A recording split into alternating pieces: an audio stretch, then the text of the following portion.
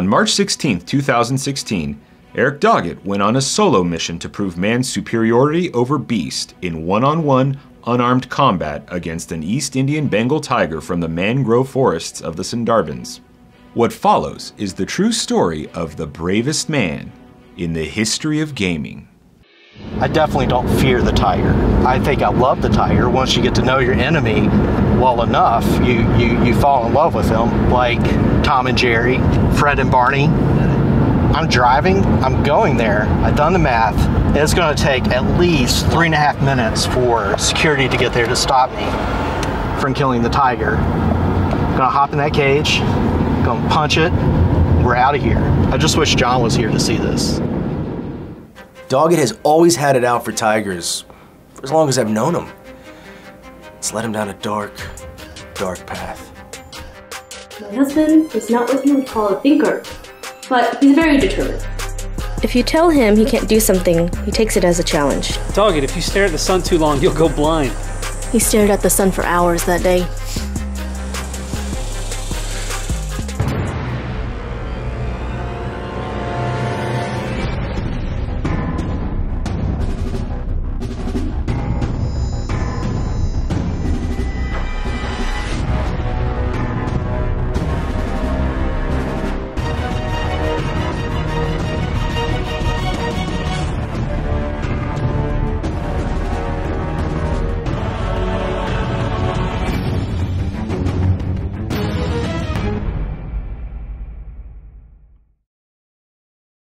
Welcome to Mobile, Alabama. Mobile's natural beauty blooms brightly and shines through in so many ways. I grew up in Mobile, Alabama. I was the youngest of 4. I had a brother and 2 sisters. I was a redheaded stepchild, so there's plenty of jokes where that's involved. I was an artist at an early age. Was always constantly drawing, sculpting, just whatever I could do. I would get in trouble all the time with it with my teachers, so that was kind of a point of pride coming back around being an artist professionally when my teachers told me that I wouldn't make anything in my life playing video games and being an artist. At an early age, I was introduced to video games. My grandparents got me a Nintendo for Christmas. It was always great, like sitting on the couch playing with my best friend. I was always like the short, fat kid in class, so I got picked on a lot, and I always tried to deflect that with humor. I've always been a jokester. You can see in several of my pictures, like for the church family photos that we have, I'm crossing my eyes in it. I call that the long game. It took a couple of weeks for that to develop and for my dad to find out and to, whip my ass for ruining the pictures, but I got a good laugh out of it, and that's all that mattered. But Doggett's childhood was not all fun and games. I'm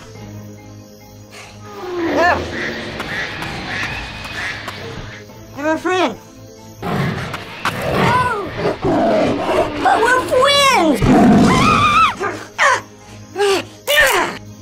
That night, Doggett realized that in order to rid the world of the tiger menace, he would need to develop the skills necessary to accomplish this seemingly impossible goal.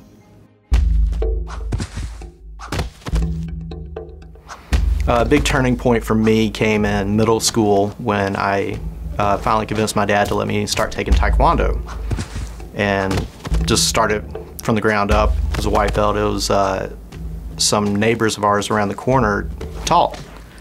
It really gave me confidence, and I started losing weight and I was able to defend myself. My Taekwondo teacher is Raymond Pettis, and Deborah Pettis is a husband-wife combo.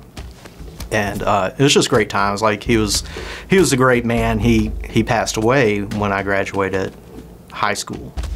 He was kind, strong. He really cared about the students. He really cared about the martial arts.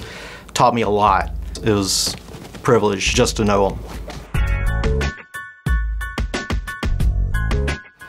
I continued to develop my art skills in high school. My dad was a good influence on me. He was a craftsman. He was a carpenter and an electrician. He worked with his hands a lot, and he inspired me to work to continue with my artwork. In fact, he was the one that found out about Full Sail in Orlando, Florida.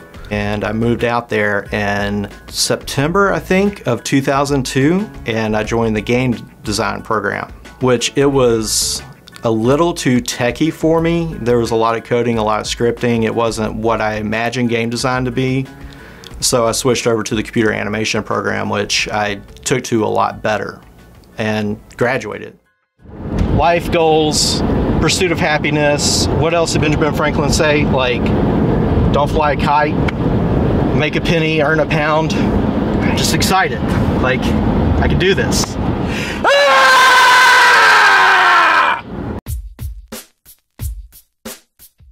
I managed to land an interview for a QA position, not art, QA at Aspire Media here in Austin, Texas. And it was probably one of the roughest interviews I ever did my entire life. So we're talking to this guy on the phone, and we're gonna hire him for QA, and he locks himself out of his house. And they offered me the job. Partly because he just graduated from college, he was real excited, he wanted to get into the game industry, and partly because we didn't think there was a chance in hell he'd take a job paying him $7.50 an hour. It was a temporary position, no benefits, and I had to move about 1,500 miles. From Orlando all the way out to Austin. And so I picked up, moved out west. And Aspire Media was a Macintosh game company. And they took ports from PC and console and ported it over to the Mac. And they had that market cornered. I met Andrew Cook at Aspire. He started about 4 or 5 months after I did. When I first met Doggett, I thought he was a pretty normal guy.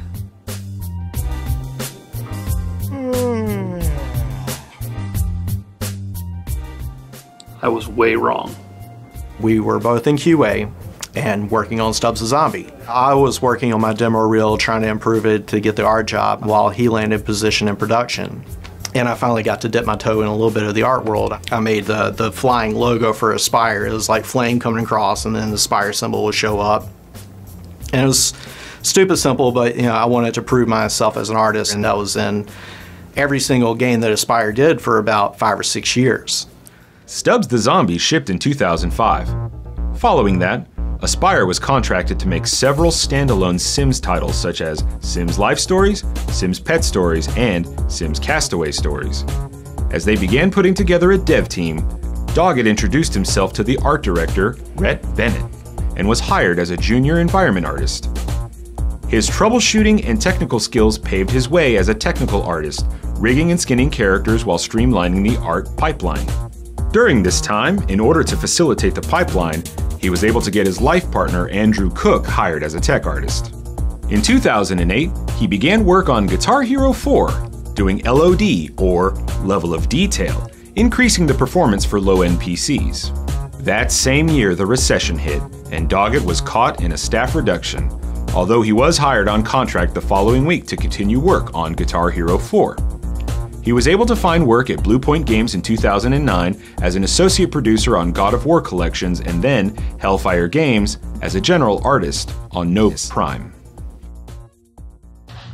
I mean, that's it. Like, what did I do with my life after this? I think, that's the scary part to me, is like, when your life goal is done, like, what's the point after this? What's the point after I kill a tiger with my bare hands? 2010 was a big turning point for me. I finally landed the animation job at King's Isle, and I met my wife through my old roommate Tim Fuller. I owe him doubly because he got me the job and he also got me the girl, and we just clicked, and nothing's been the same since. Just she's my everything, and she's always there for me. She's always encouraging me. She's always, keeping my head up. She doesn't get mad at me when I have to work late nights. It's been the perfect marriage, unlike Cook's marriage, or pretty much anybody else's marriage in the office. The first time I met Todd was at King's Isle. Todd and Melissa and Dave and everybody there. Eric is a fantastic artist. I mean, when he models something, oh, Eric, who? Starting at King's Isle was kind of rough because I did 3 art tests for them. I remember at the beginning, he tried to do way too much with every single animation. It wasn't just like a sit. It had to be like the most epic sit of all time. And I failed the first one. I don't know why we gave him another chance because we don't normally do that. Kind of passed the second one. Oh, it was Fuller. Yeah. That's right. He did have a friend. Fuller. That's right. Yeah, he had a friend there who's pushing for him a lot. He was a very vocal friend. They kind of liked me in the interview. But then when he came in for his interview, he just really won us over with his personality. Especially after working with him for so long, I think. You know, he kind of grows on you. I think it was Todd that really pushed for this junior animator position. Yeah, it's not true. And so they begrudgingly hired me. So when I first started at Kings Isle, when I first met Doggett, he walked up to me and introduced himself as the concept lead. And I didn't know, I thought he was, so for 2 whole weeks, I was just drawing him naked like a French girl. It was a really interesting transition. I've always been a fan of MMOs. I played every single one. Loved Wizard 101. It was also a really big opportunity for me to grow as an animator because they still do have amazing animators over there that took me under their wing and mentored me. Tony Gaddis was a good friend of mine, and Mike Boyce, the animation lead, both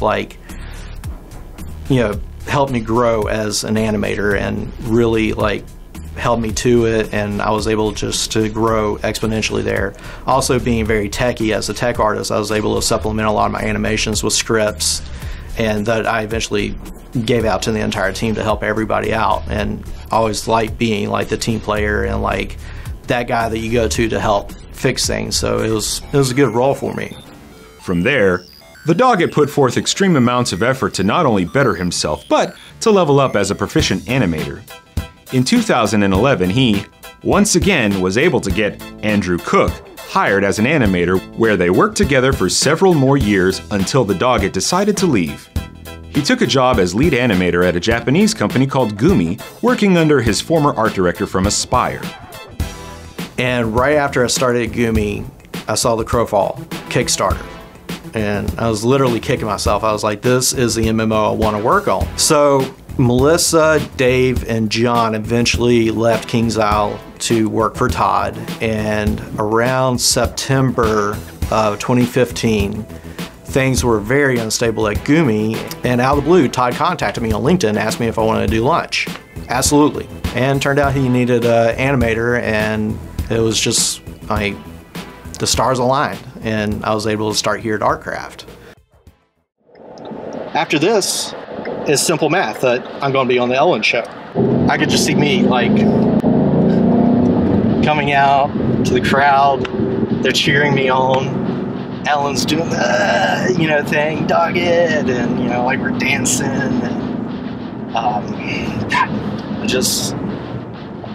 and that's it. That's life at its greatest.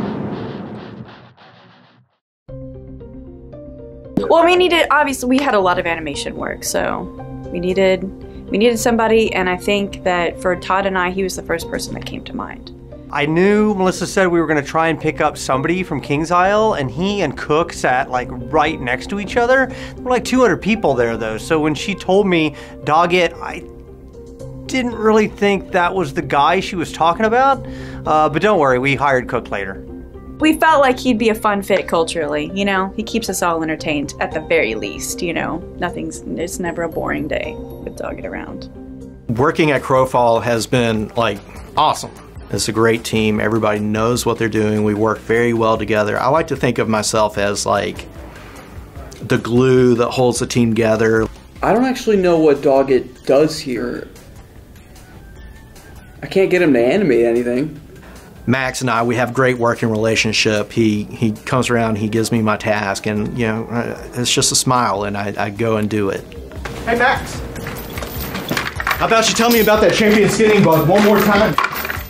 Get to work next to my best friend every day, Andrew Cook. He just shows up with a smile. He's always very grateful. He pretty much owes me his life. Helped him get a job at Aspire, helped him get a job at Kings Isle, helped him get a job here. No! Doggett!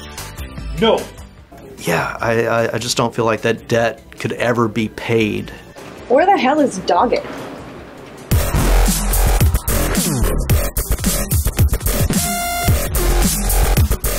He's really sick today. He'd probably be out on the streets right now if it wasn't for me. I mean, him and his 3 kids. But, well, yeah, his wife. Well, his wife would have left him. He said what? I like to think of myself as the ambassador for the company. I'm the welcoming smile that just lets everybody in. Yeah, Todd trusts me 100%. Melissa trusts me 150%. Gordon and I, I think of him as like a second daddy. In fact, one day he called me son. Melissa is basically my twin. We've been separated from birth. We're always on the same page. In fact, we finished each other's sentences like twins. Are you working on the druid? Yeah. That doesn't look like a druid. You know, like, I don't bother you when you're like art directing. I'm so tired.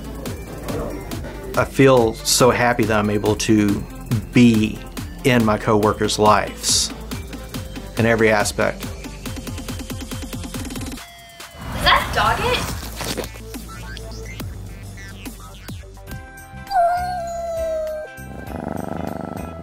Got my cat in 2008. Everybody knows Spike. He's a 15-pound Manx, no-tail. Second most important person in my life. It's my wife and then my cat. He helps train me for when the tiger uprising happens.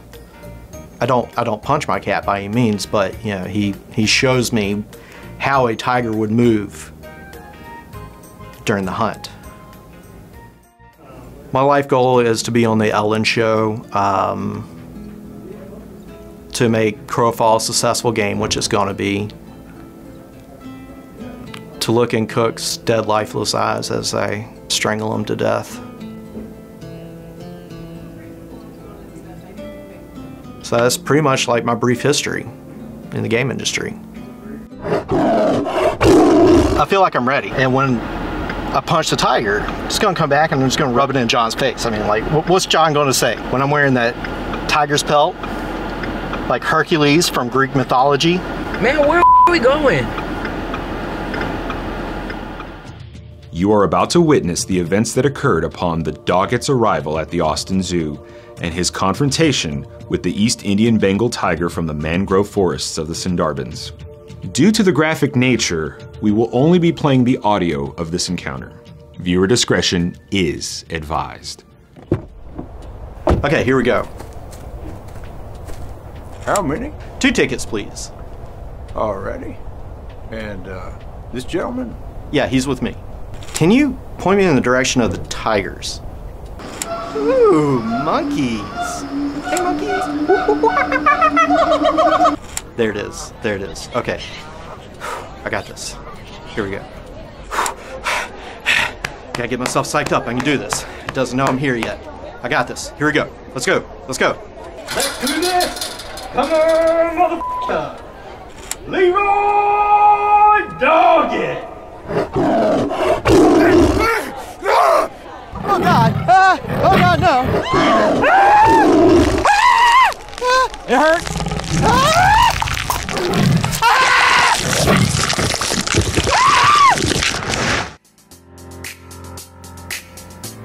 I told him it was a bad idea. Life doesn't always go as planned. Well, he lived his dream.